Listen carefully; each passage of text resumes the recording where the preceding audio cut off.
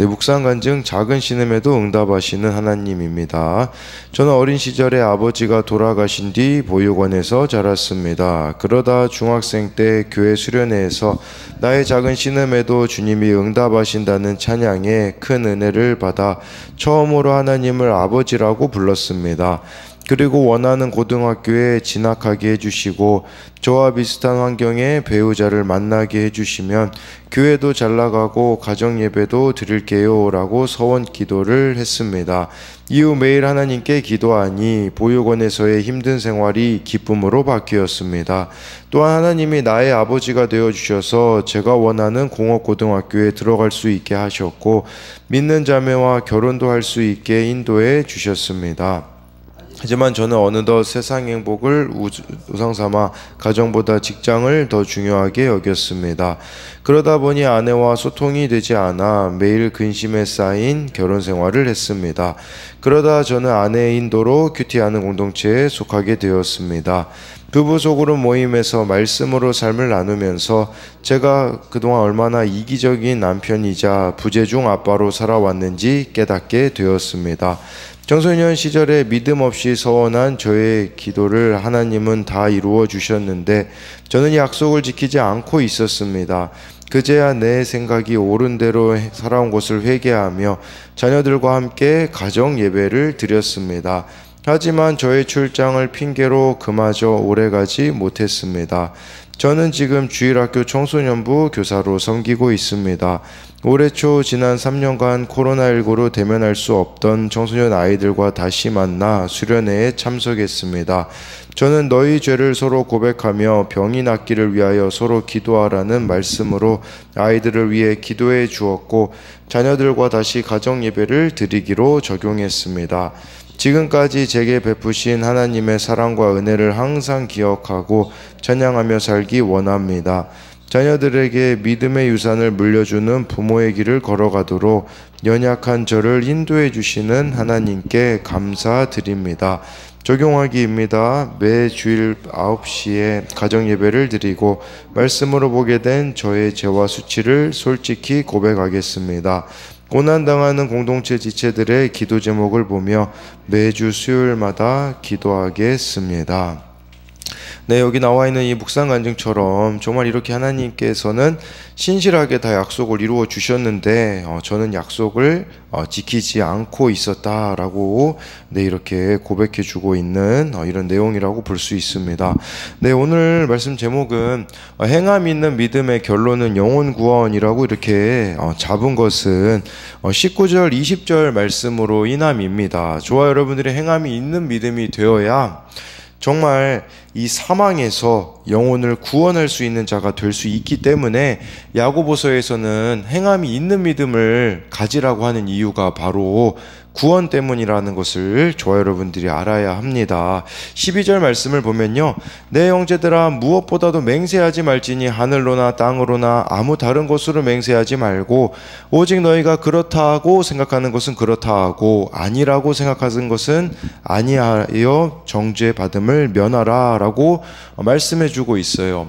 네, 이 야고보는요 자신의 미래에 대해서 장담하면서 맹세하지 말라고 합니다. 그 이유는 우리가요 이 맹세한다라는 것은 하나님의 뜻을 먼저 듣지 않고 맹세하는 것은 하나님의 주권을 어기게 되고 또 자신이 시간의 주인이 되겠다라고 말하며 자기 힘으로 해낼 수 있는 교만이기 때문이라는 것입니다. 우리가 맹세한다고 해서 참 지킬 수 있는 것이 있겠지만 반대로 지킬 수 없는 것들이 너무나 많기 때문에 맹세하지 말라고 말씀해주고 있는 것이에요. 예, 이 맹세를 주로 하는 사람들은 아무래도 자기 확신을 가지고 살아가는 자들이라고 볼 수가 있습니다. 우리의 맹세에 하나님의 뜻이 갇혀서는 안 된다라는 것입니다. 우리가 이 인생의 주인인 듯이 장담하면서 살아서는 안 된다라는 것입니다. 또한 우리가 100% 죄인이기 때문에 맹세가 거짓의 수단으로 전락할 수도 있다라는 것입니다. 이 12절 마지막 부분에 너희가 그렇다고 생각하는 것은 그렇다 하고 아니라고 생각하는 것은 아니라 하여 정죄받음을 면하라 라는 이 말씀의 의미는요, 한번 말했으면 뭐 책임을 져라 이제 뭐 그런 의미보다는요, 그렇다와 아니다가 하나님의 뜻에 따라서 해야 된다라는 것이에요. 쉽게 말씀드리면요, 네, 이것저것 하나님께 해드리겠다고 경솔하게 말하는 게 아니라 주의 말씀을 먼저 듣고 예라고 대답했으면 실천하라는 것이에요. 아니라고 했다면 그 아니오가 실제가 될 수 있도록 하라는 것입니다. 그러니까 이것은 하나님의 뜻에 맞추어서 예해야 되는 것은 예를 하고요, 하나님 뜻에 비추었을 때 아닌 것은 아닌 것으로 실제가 되게 해야 된다라고 우리들에게 말씀해주고 있는 것입니다. 그래서 이것에 대한 적용 질문도 100% 죄인인 내가 하는 헛된 맹세는 무엇입니까? 거짓의 수단으로 전락시키고 있는 맹세는 무엇이 있습니까? 하나님의 뜻에 따라 예해야 할 일과 아니요 해야 할 일은 무엇입니까? 13절에요. 너희 중에 고난당하는 자가 있느냐? 그는 기도할 것이요. 즐거워하는 자가 있느냐? 그는 찬송할 지니라 라고 말씀해주고 있어요. 고난당할 때는 기도하고요, 즐거워할 때는 찬송하라고 하는데, 이것은 바로 어떤 상황에서든지 하나님께 나아가는 예배자가 되라는 뜻이라고 볼 수가 있습니다. 우리의 삶이요, 평탄할 때도 있고 반대로 어려울 때도 있다라는 것을 전제로 두고 있는 것이겠죠. 그렇기 때문에 정말 고난당할 때나 즐거울 때나 언제나 하나님께 나아가는 존재가 되어야 한다라는 것입니다. 우리의 삶에 하나님 앞에 있지 않아도 되는 순간은 없기 때문에 늘 우리가 예배자로 살아가야 된다라는 것을 말씀해주고 있는 것입니다. 그래서요, 이것에 대한 적용도 항상 하나님 앞에 나아가는 예배자로 살고 있습니까? 14절부터 16절은요, 이제 병든 자에 대한 부분이 나와 있는데요. 너희 중에 병든 자가 있느냐? 그는 교회의 장로들을 청할 것이요, 그들은 주의 이름으로 기름을 바르며 그를 위하여 기도할지니라. 믿음의 기도는 병든 자를 구원하리니 주께서 그를 일으키시리라. 혹시 죄를 범하였을지라도 사하심을 받으리라. 그러므로 너희 죄를 서로 고백하며 병이 낫기를 위하여 서로 기도하라. 의인의 간구는 역사하는 힘이 크민이라 라고 말씀해주고 있어요. 병든 자, 이것은 뭐 질병에 걸렸을 때 또는 뭐 당연히 병들었기 때문에 고난 가운데 있는 자가 아니겠습니까? 그때 교회 장로들을 청하라고 이렇게 말씀해주고 있어요. 그래서 정말 이 병을 향한 하나님의 뜻을 분별할 수 있는 사람들을 부르라고 말씀해주고 있습니다. 그 다음에 그들은요, 주의 이름으로 기름을 바르며 라고 이렇게 말씀해주고 있는데요, 이 주의 이름으로 기름을 바른다라는 것은 시편 133편 2절에 의하면 이 기름이라는 것이 하나님의 은혜라고 볼 수 있는데, 그런 하나님의 은혜를 구하라는 의미도 될 수가 있습니다. 그러면서 그를 위하여 기도하라고 말씀해주고 있는데, 15절에 믿음의 기도는 병든 자를 구원하리니 라고 이렇게 말씀해주고 있어요. 이 사람의 구원을 위해서 같이 기도해야 된다라는 의미가 될 수가 있겠죠. 우리가요, 복음서를 보면요, 예수님이 병만 고쳐준 사람이 있고요, 구원까지도 선포한 사람이 있습니다. 이 차이가 있더라고요. 어떤 사람은 그냥 병만 낫고 끝난 인생이 있는가 하면, 어떤 사람은 병도 낫고 구원도 받은 자가 있는데, 정말 문제 해결만 구하라는 게 아니에요. 정말 그 아픈 사람이 있다면, 병든 자가 있다면 그 사람의 구원까지 되어지기를 위하여서 함께 기도해야 된다라는 것이죠. 그러면서 혹시 죄를 범하였을지라도 사하심을 받으리라 라는 이 말씀의 의미는요, 이 죄를 범했을 때 사하심 받는 거, 병든 자가 구원받는 거는 어떤 관련이 있겠습니까? 정말 물론 모든 질병이 다 그런 건 아니에요. 여러 가지 이유가 있을 수 있지만, 혹시 죄를 범하였을지라도 라는 이 말씀이 여기 나와 있다라는 것은 죄 때문일 수 있다라는 것이에요. 이 병들미, 이 고난이, 이 힘듦이 죄 때문일 수 있다라는 거죠. 이유야 어찌되었든 필요한 것은 믿음의 기도라고, 그리하여서 구원까지 나아가야 된다라고 말씀해 주고 있습니다. 16절에는요, 서로 죄를 고백하며 병이 낫기를 위해 서로 기도하라고 말씀해 주고 있습니다. 특이하게도 이 죄를 고백하되 하나님께 고한다라고 하지 않고 서로 고한다라고 말하는데요, 죄를 지은 사람과 피해 입은 사람 간의 화해를 의미할 수도 있는 것이고요. 혹은 공동체가 누구 이 한 사람, 아마 병들었지만 죄 가운데 있는 그 사람에 대해서 공동의 책임을 통감하며 죄를 고백하는 기도를 드리는 것이라고 볼 수가 있습니다. 이처럼 병이 낫기를 위해서도 서로 기도하며 너희 죄를 또 서로 고백하는 공동체로 되어져야 된다라고 16절에서 말씀해주고 있는 것이죠. 그러면서 의인의 간구는 역사하는 힘이 크다라고 말씀해주고 있어요. 이 의인의 간구는 역사하는 힘이 크다라는 것인데, 생각해보면요, 하나님과 바른 관계에 있는 사람이 무엇을 구하겠습니까? 뭐 자신의 어떤 야망이나 그냥 자신의 원함만을 구하겠습니까? 아니죠. 하나님이 원하시는 것을 구하며 뜻을 구하기 때문에 그렇게 하나님과 바른 관계에 있는 자의 기도는 역사하는 힘이 클 수밖에 없다라는 것이에요. 왜냐하면 기도 자체가 하나님의 뜻을 향해 있기 때문인 것입니다.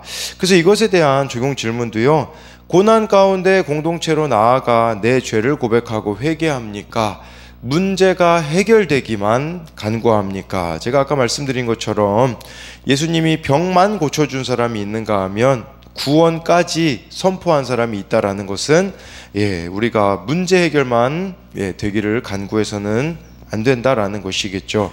또 한 가지는요, 하나님 뜻에 합당한 기도를 드리고 있습니까? 의인의 간구는 역사하는 힘이 크다고 했기 때문에 우리가 하나님의 뜻에 합당한 기도로 나아가고 있느냐라는 것이에요. 이 의인의 간구가 역사하는 힘이 크다고 했는데 그 뒤에 바로 엘리야라는 사람을 예시로 듭니다. 17절 18절에요.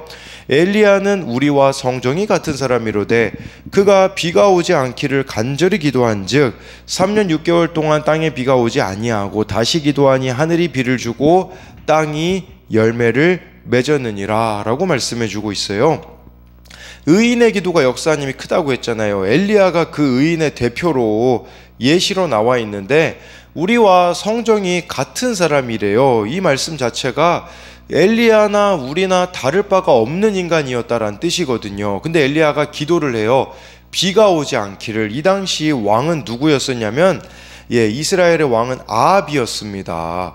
하나님께 악한 왕이었죠. 그 악한 시대에 대해서 하나님의 심판은 가뭄이었거든요.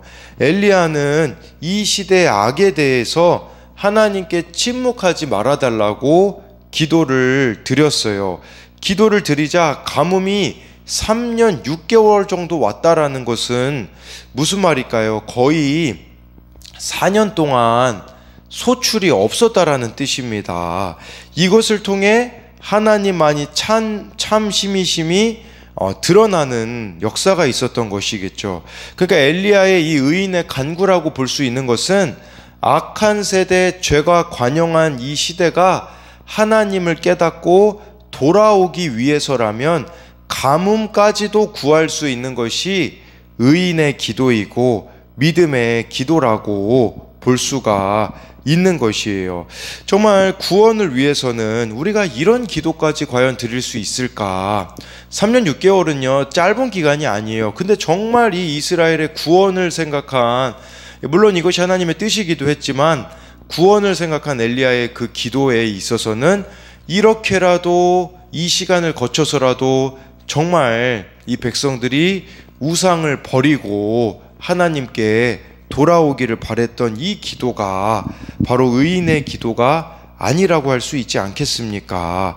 그러니 앞의 말씀과 연결시켜 보자면요, 병든 자가 병 낫기 위해서 빨리 쾌유되기 위해서 기도해야죠. 그런데요, 그 원인이 예를 들어서 죄인데요, 빨리 낫게만 해달라고 한다면 이것은 또 의인의 기도가 되지 않는다라는 것이에요. 비록 고통스럽더라도 죄를 깨달을 때까지 아픔을 주시도록 냉정하게, 그러나 사랑하기 때문에 그렇게 기도할 수 있는 것이 의인의 기도라고 말씀해주고 있는 것입니다. 그래서요, 이것에 대한 적용도 구원을 위하여서 죄를 깨달을 때까지 아픔을 주시라고 하는 의인의 기도가 있습니까? 19절 20절에요. 내 형제들아, 너희 중에 미혹되어 진리를 떠난 자를 누가 돌아서게 하면 너희가 알 것은 죄인을 미혹된 길에서 돌아서게 하는 자가 그의 영혼을 사망에서 구원할 것이며 허다한 죄를 덮을 것임이라 라고 말씀해 주고 있습니다.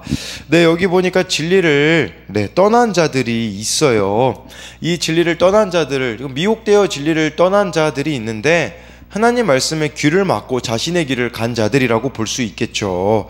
그런 자들을 하나님께 돌이키게 하고 믿음에 서게 하는 자들이 저와 여러분들이 되어야 된다라는 것이에요.